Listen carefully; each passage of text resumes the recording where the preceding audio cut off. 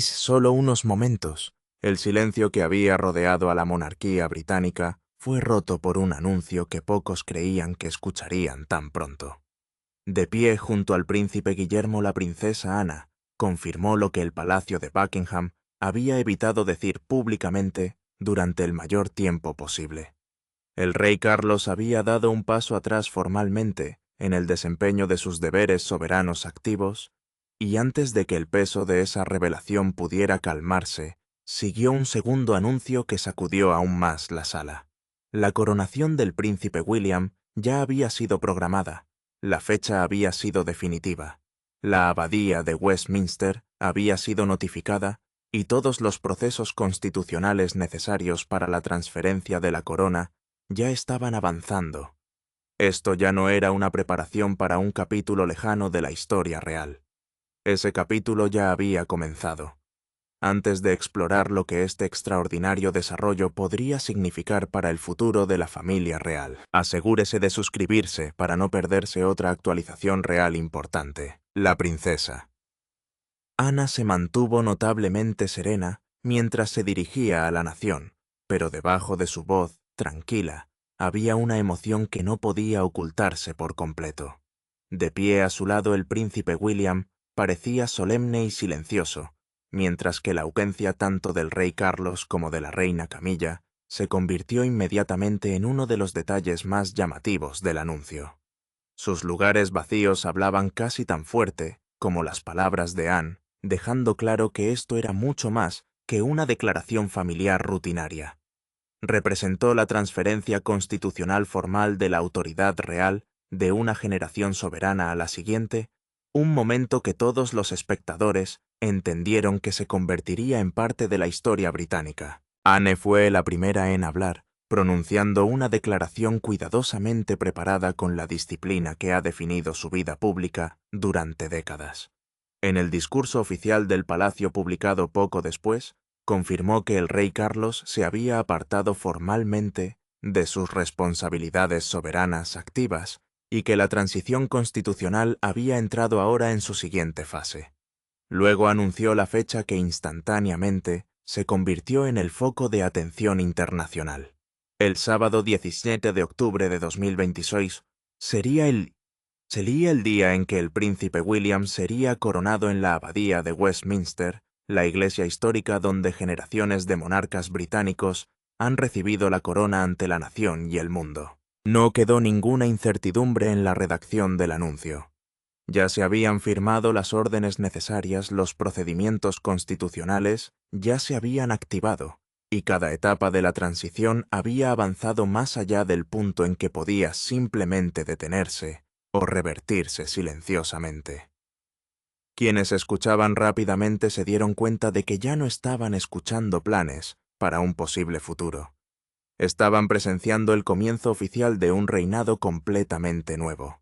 Cuando William finalmente se dirigió a la sala, su expresión no reveló nada de la celebración que muchos podrían haber esperado. No sonrió, ni intentó presentar la ocasión como un triunfo personal porque él no lo veía así. En cambio, reconoció en voz baja que la corona que ahora llegaba a él había llegado gracias al sacrificio de su padre, y ninguna ceremonia, por magnífica que fuera, podría eliminar el peso emocional que conlleva esa realidad. Cada frase fue pronunciada con firmeza, pero detrás de cada palabra cuidadosamente elegida había un dolor inconfundible. Durante décadas, William había comprendido que convertirse en rey algún día sería su responsabilidad. Te había formado para el servicio público, el deber constitucional y el liderazgo nacional durante la mayor parte de su vida adulta. Para lo que realmente nunca se había preparado era para recibir esas responsabilidades a través de la retirada de su padre del servicio activo, una realidad que transformó años de cuidadosa preparación en algo dolorosamente inmediato. La princesa Ana respondió no solo con emoción, sino con la disciplina que durante mucho tiempo ha definido su papel dentro de la monarquía. Habló calurosamente del compromiso inquebrantable de su hermano con el deber, y elogió las décadas que había dedicado al servicio tanto de la corona como del país. Sin embargo, aunque mantenía la compostura, se notaba un endurecimiento en su voz cada vez que describía la carga que Carlos había soportado durante su reinado. Ella lo amaba profundamente, como hermano, y como soberano, pero ahora se encontraba guiando a su hijo hacia responsabilidades que Carlos ya no podía cumplir personalmente. En ese momento, difícil, Anne pareció arrastrada en dos direcciones diferentes a la vez. La lealtad familiar la impulsó a permanecer al lado de su hermano durante uno de los capítulos más dolorosos de su vida, mientras que el deber constitucional la exigía ayudar a asegurar el futuro de la monarquía durante la transición de William. Esas dos responsabilidades coexistían, pero exigían tipos de fortaleza muy diferentes. La mayor sorpresa llegó cuando ya se había hecho el anuncio oficial. Los funcionarios de palacio confirmaron discretamente que los preparativos para la coronación de William no habían comenzado esa mañana ni siquiera esa semana. Altos funcionarios del gobierno, el arzobispo de Canterbury y la abadía de Westminster habían recibido instrucciones de transición selladas varias semanas antes, lo que significa que la maquinaria de sucesión ya había estado funcionando a puerta cerrada mucho antes de que el público supiera algo al respecto. Quien autorizó esos preparativos se había asegurado de que el proceso estuviera protegido contra demoras, incertidumbre política o reversiones de último momento. Cuando concluyó la sesión informativa, William se volvió lentamente hacia una silla vacía reservada para su padre. Originalmente el rey Carlos tenía la intención de asistir él mismo a la reunión, pero algo detrás de las puertas cerradas del palacio le había impedido entrar a la sala. Esa ausencia silenciosa planteó preguntas que ninguna declaración oficial pudo responder e insinuó momentos profundamente personales que permanecieron ocultos a la vista del público. Detrás del lenguaje constitucional había 4 personas que enfrentaban 4 formas de pérdida completamente diferentes.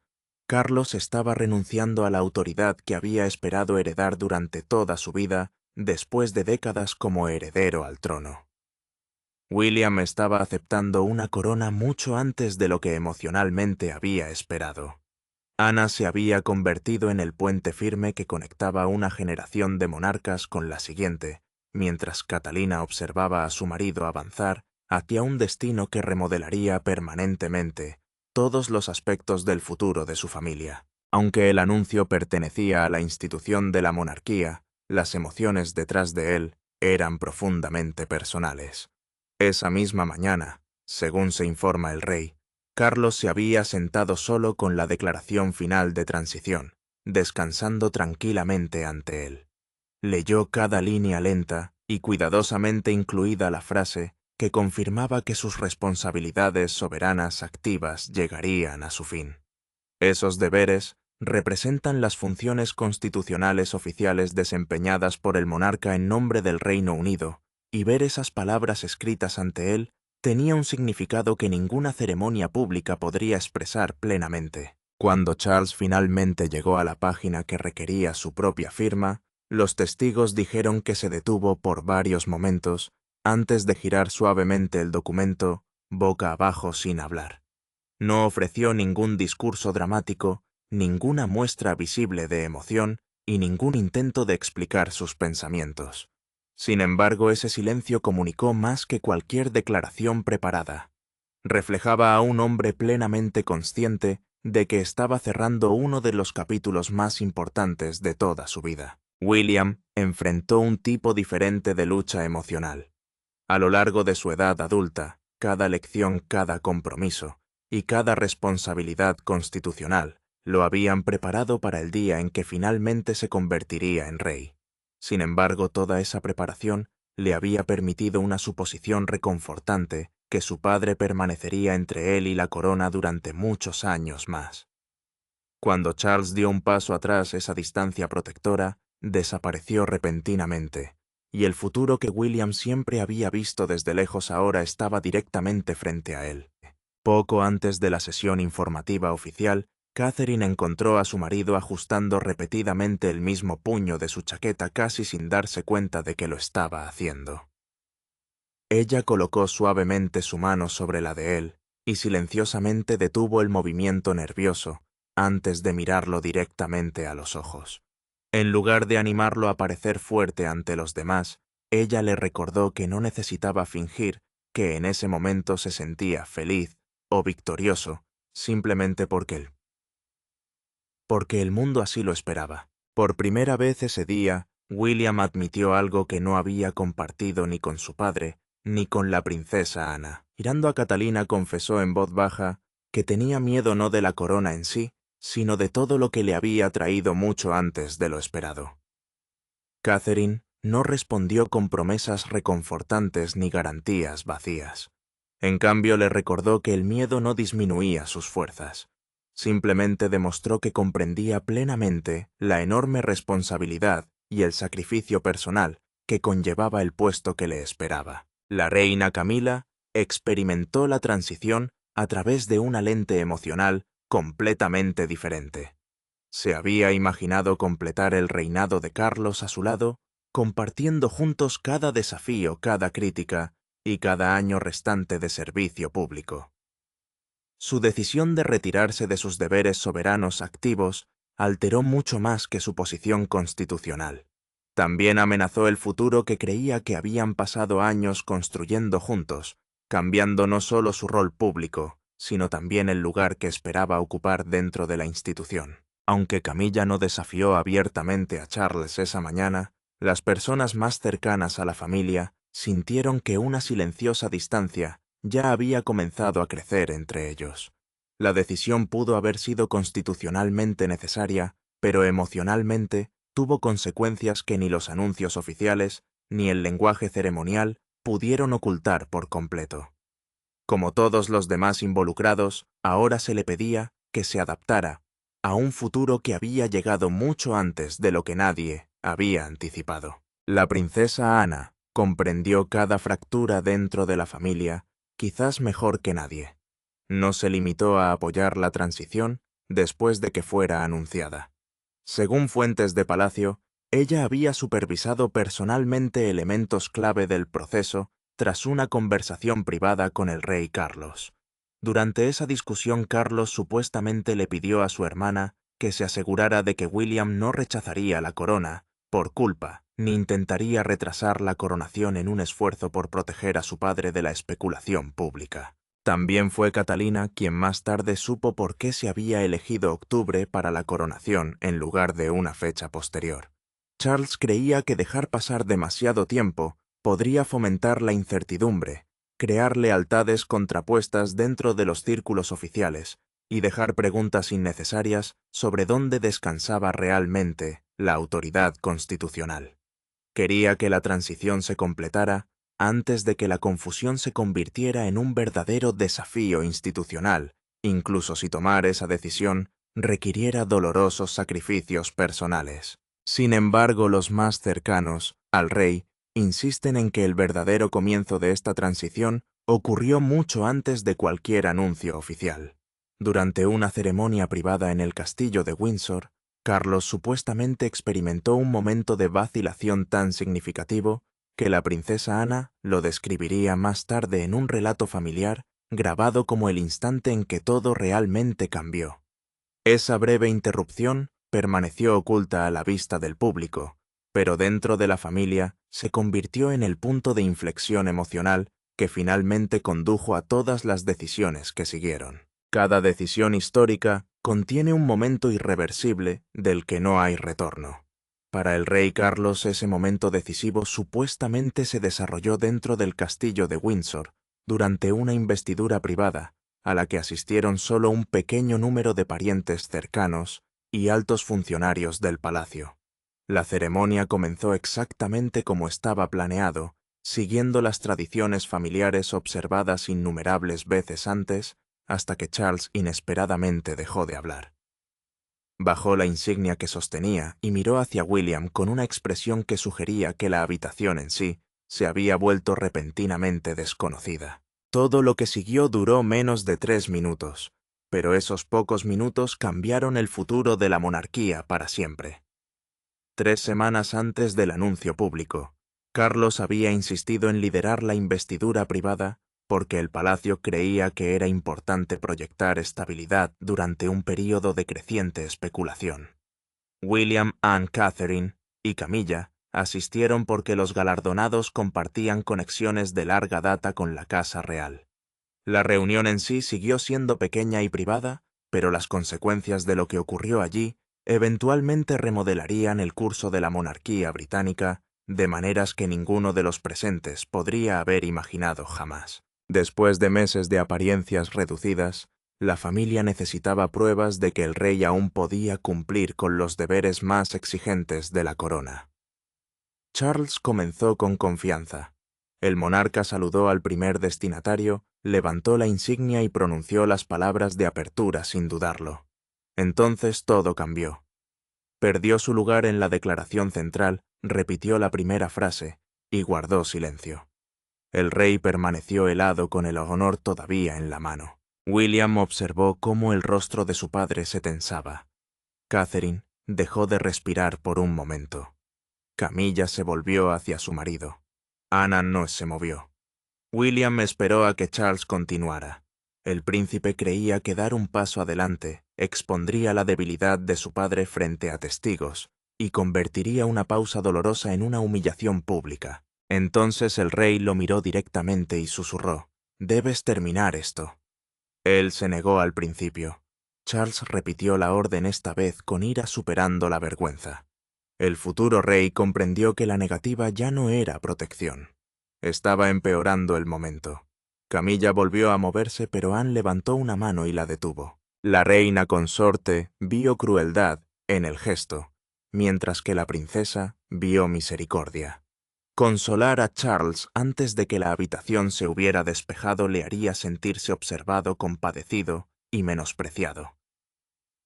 Catherine engulló silenciosamente la atención del testigo hacia William, mientras éste completaba la declaración y presentaba el honor que su padre ya no podía ofrecer. La puerta se cerró tras la ceremonia, pero la crisis no.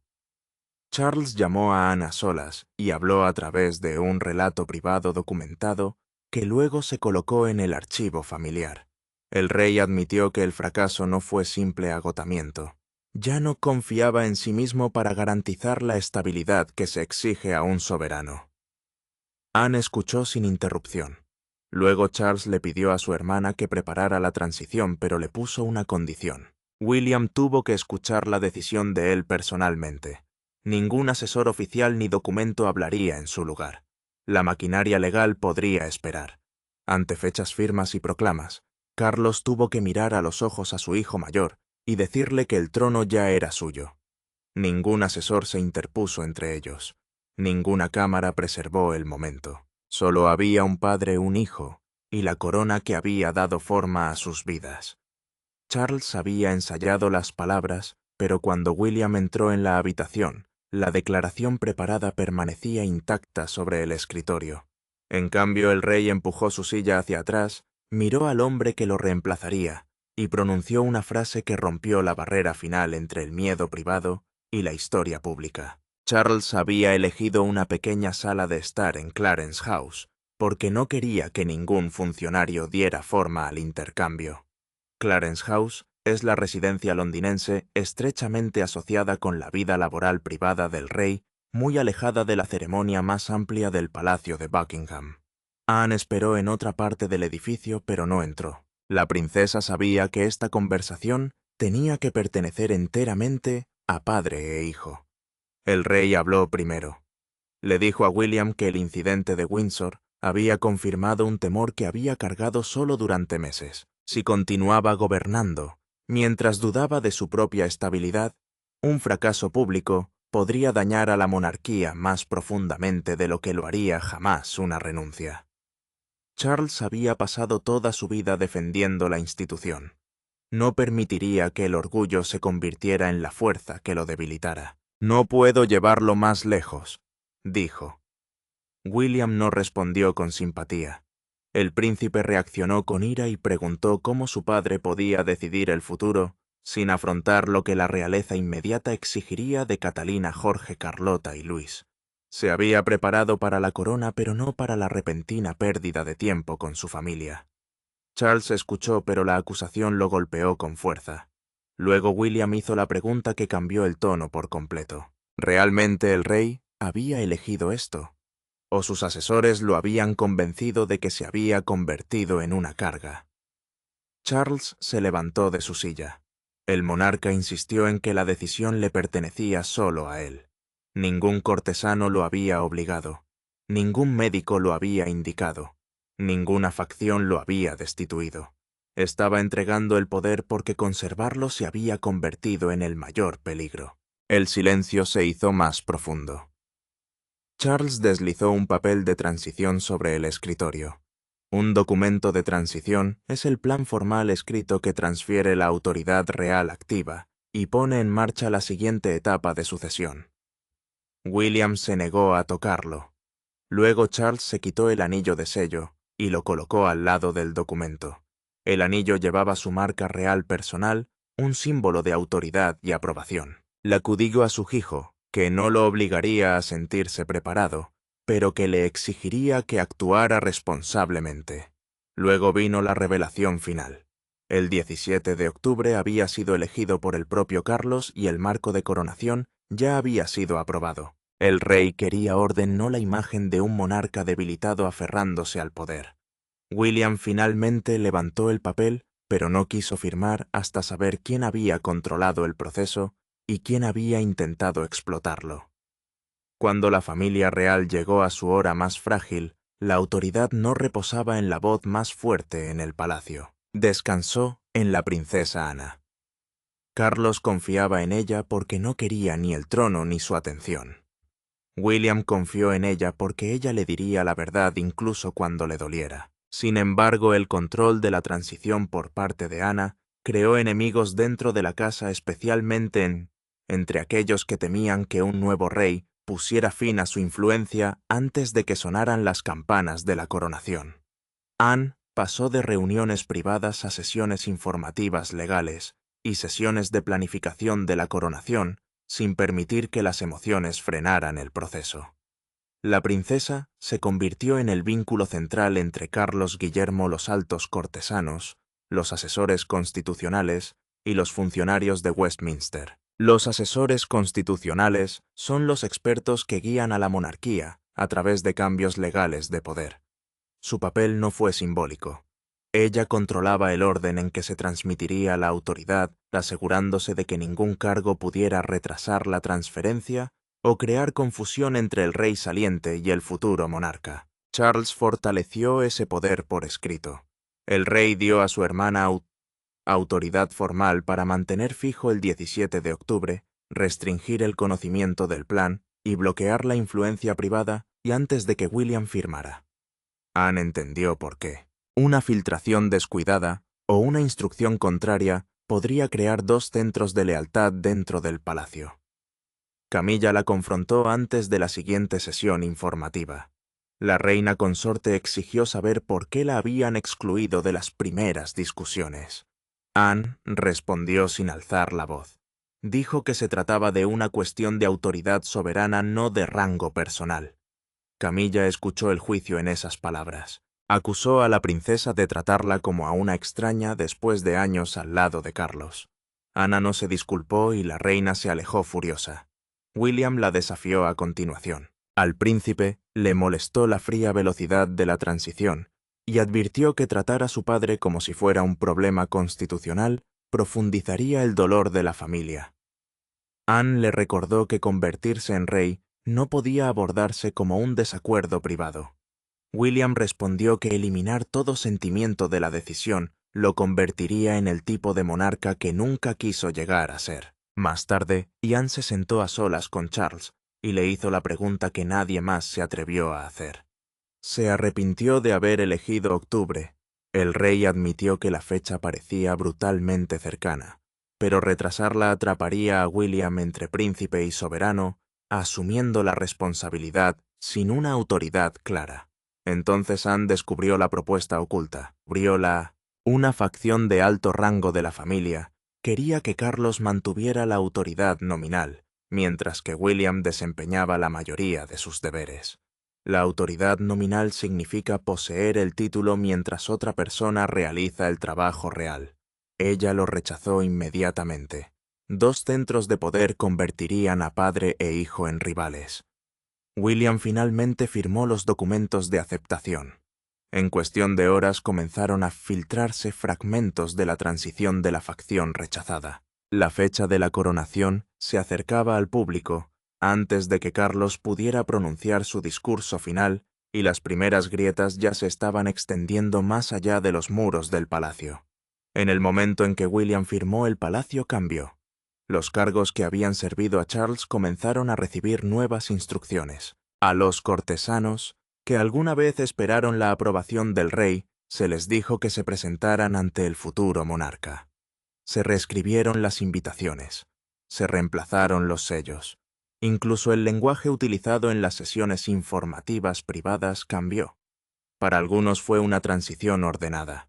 Para otros fue como si una puerta se cerrara sin previo aviso. Detrás de una de esas puertas, Camilla estaba a punto de confrontar lo que realmente significaba, para ella, la decisión de Charles.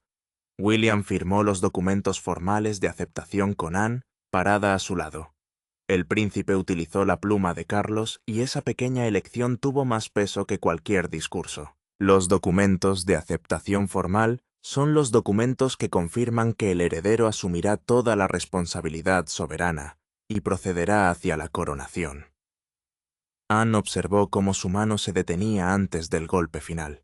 Ella entendió que él no estaba simplemente aceptando el poder, estaba aceptando el fin del reinado activo de su padre. El cambio se produjo instantáneamente. Los departamentos del palacio transfirieron a William las sesiones informativas diarias, las comunicaciones gubernamentales, las aprobaciones ceremoniales y las decisiones estatales. El futuro rey recibió ahora documentos que habían pertenecido a Carlos solo unas horas antes. Esa velocidad era importante porque la incertidumbre en las altas esferas podría dividir a la familia, confundir a los ministros y debilitar la confianza pública. Cada nueva instrucción aclaraba la transferencia. Cada escritorio despejado lo hacía más doloroso. Camilla descubrió su pérdida en un cronograma revisado. La reina consorte leyó la página 2 veces, se quitó las gafas y preguntó por qué en varias ocasiones estatales ya no la incluían junto a Carlos. Ella esperaba que su retirada redujera su trabajo, no que desmantelara la asociación pública que habían construido. El calendario impreso hacía que la verdad pareciera fría y definitiva. Charles intentó explicar. El rey dijo que William necesitaba autoridad total libre de señales contrapuestas o atención dividida.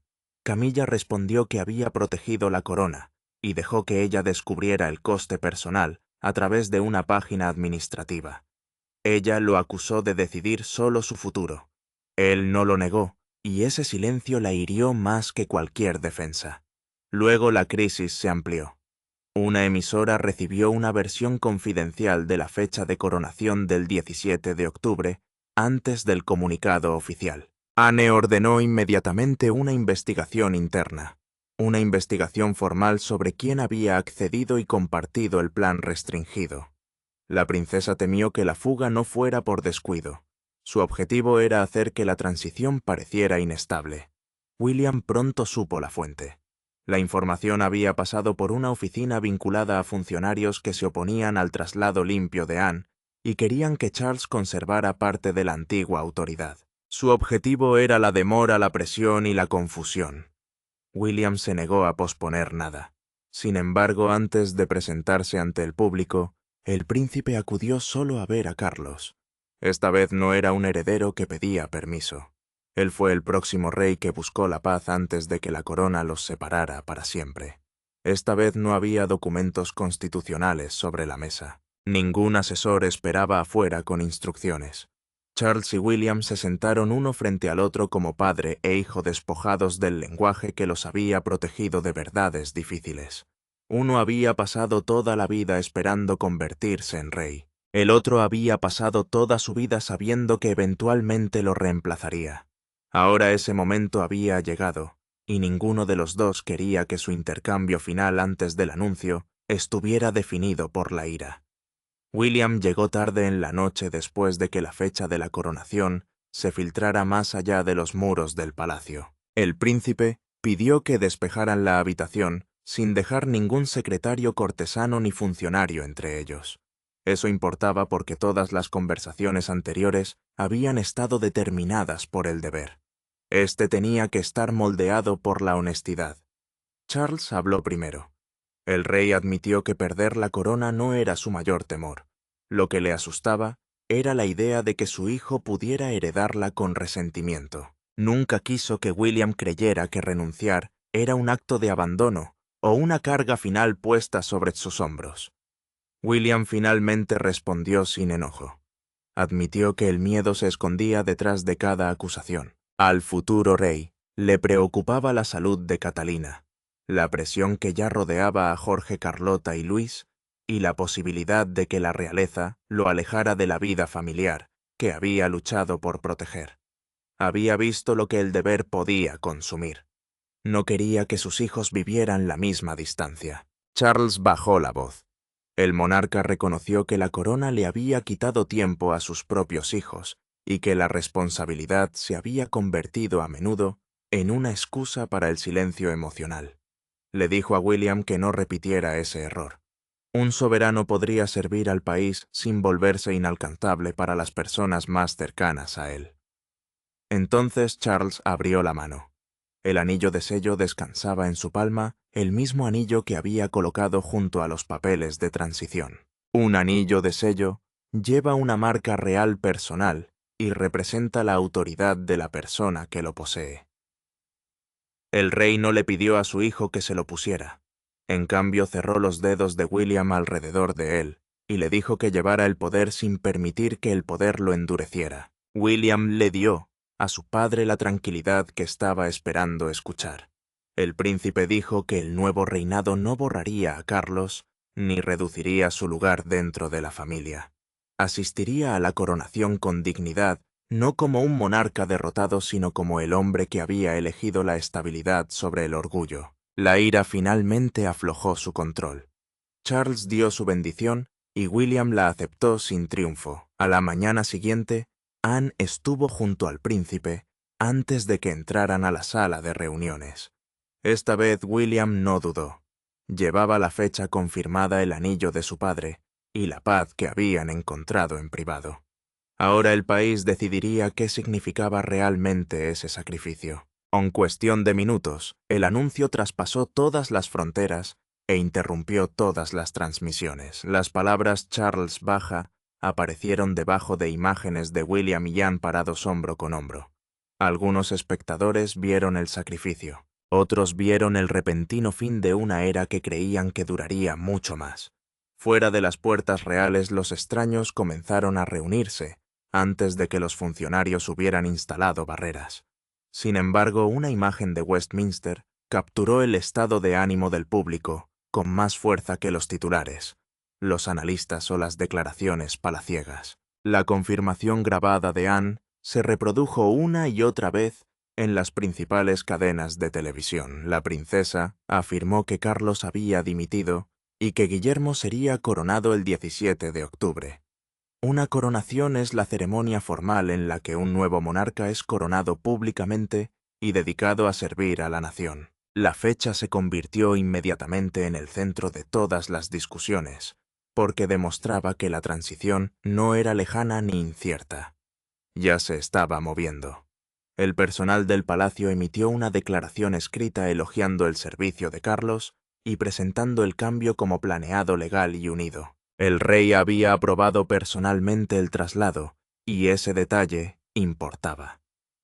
Sin su clara bendición, el público podría haber visto el ascenso de William como una lucha familiar.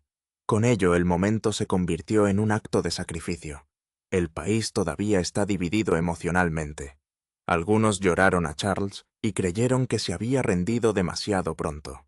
Otros admiraban al monarca por anteponer la estabilidad al orgullo. William se convirtió en el foco de una creciente esperanza, pero el príncipe también llevaba el peso de la comparación incluso antes de que comenzara su reinado. La ausencia de Camilla en el anuncio generó otra tormenta. La reina consorte había estado al lado de Carlos durante años de presión, pero no estaba cuando su reinado terminó efectivamente. Los comentaristas cuestionaron si su papel se había reducido. Más tarde Catalina llegó junto a Guillermo y la princesa le ofreció tranquilidad. Su presencia calmó a sus partidarios, pero también agudizó el contraste entre la antigua casa real y la que ahora está tomando forma. Luego un momento silenció el ruido. Afuera del palacio de Buckingham, un niño colocó 2 tarjetas escritas a mano contra las barandillas. Uno decía, «Gracias, Rey Carlos». El otro dijo, «Sé valiente, Rey Guillermo». Las cámaras capturaron las cartas tocándose en sus esquinas y la multitud que las rodeaba se quedó quieta. La gratitud y la incertidumbre habían encontrado el mismo pequeño espacio. Un periódico nacional entregó la imagen final. Su portada mostraba a Carlos saliendo de una puerta privada, mientras William entraba por otra debajo de las palabras «The Crown Passes». El titular convirtió una transferencia constitucional en una historia humana de partida y deber, a medida que la incertidumbre se convirtió lentamente en aceptación. La atención se centró en la abadía de Westminster. La cuestión ya no era si Guillermo se convertiría en rey. Era lo que el acto final de Carlos le había enseñado sobre llevar la corona. Al final esta no fue la historia de un rey hecho a un lado, o de un hijo que toma el poder. Era la historia de un padre que reconoció el momento en el que aferrarse dañaría lo que más amaba. Carlos renunció porque entendió que la corona pertenecía a algo más grande que la ambición personal. William aceptó porque negarse habría convertido el sacrificio en incertidumbre. Y Ana se interpuso entre ellos asegurándose de que el amor, el arrepentimiento y el orgullo no impidieran que la monarquía siguiera adelante. William aprobó los planes finales de coronación para el 17 de octubre de 2026 con una instrucción clara. La ceremonia debe honrar la tradición sin convertirse en una exhibición de excesos. Una coronación es el servicio formal en el que se corona a un monarca y se dedica públicamente a servir a la nación. El príncipe quería que el día pareciera histórico, pero también quería que reflejara moderación. Su reinado comenzaría con el servicio, no con el espectáculo. Luego, Carlos confirmó a través de una declaración grabada en el palacio que asistiría con Camilla. La decisión del rey acabó con los rumores de división más profundos. Su presencia demostraría que William no le había quitado el poder. La autoridad había sido otorgada libremente, con plena aprobación y la bendición de un padre.